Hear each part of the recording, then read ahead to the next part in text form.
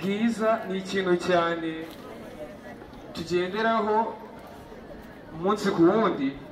Uhereye ku ishusho uri kubona hano ngaha irerekana ubwonko hamwe n'umutima. Ibi ngibi ni ibintu umubiri wa muntu ukoresha cyane kandi mu buzima bwa buri munsi. Ubwonko bukora n'umutima bya hafi. Ubwonko buratekereza, bukora ibintu byinshi bijyanye no mu mutwe, ariko bikanozwa n'umutima ubishyira mu marangamutima. Muri ubwo buryo iki gishushanyo mubona hano kiragaragaza uburyo umuntu aba ameze neza mu mutwe. Kandi n'ibi ngibi byo kwibuka abazibaje jenoside yakorewe Abatutsi, akenshi hari abantu bijya bigiraho ingaruka, bakaba bagira ikibazo mu buryo bumwe cyangwa ubundi, ariko cyane cyane mu mutwe ndetse no ku mutima. Kuri iki gikurikiye hari ababyeyi babiri ubona ko bafite agahinda muri bo. Aba babyeyi, uyu mumama yiciwe abe, umuryango we wose barawishe, bawica nta n'umwe wasigaje usibye we, yasigaye ari incike. Uyu mugabo mubona hano ni uwamwiciye.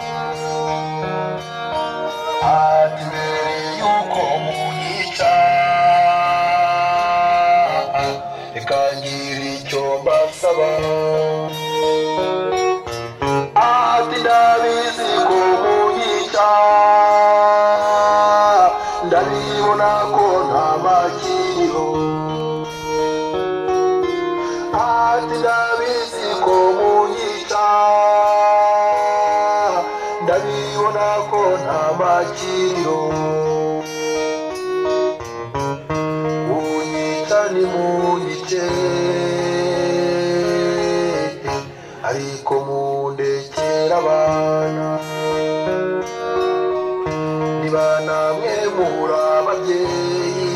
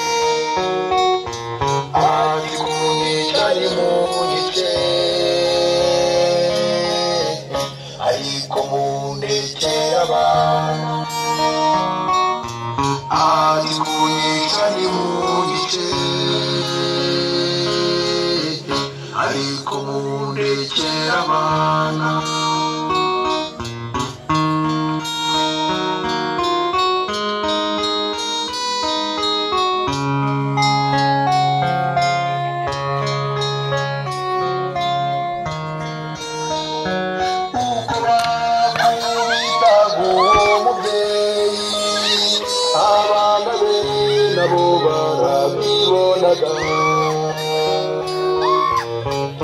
akana ke kabucura karamuhamagaye akana ke kari gitambambuga karamuhamagaye katari kose mama ubu turaziriki nibongera kugukubita nabarega kuri papa nibongera kugukubita nabarega kuri papa iryo jambo rya nyuma yavuze iteka rihora ku mutima iryo jambo umubyeyi yavuze ngurwo urukundo rw'ababyeyi ari kunyica ni munyice ariko mundekera abana ari kunyica ni munyice ariko mundekera abana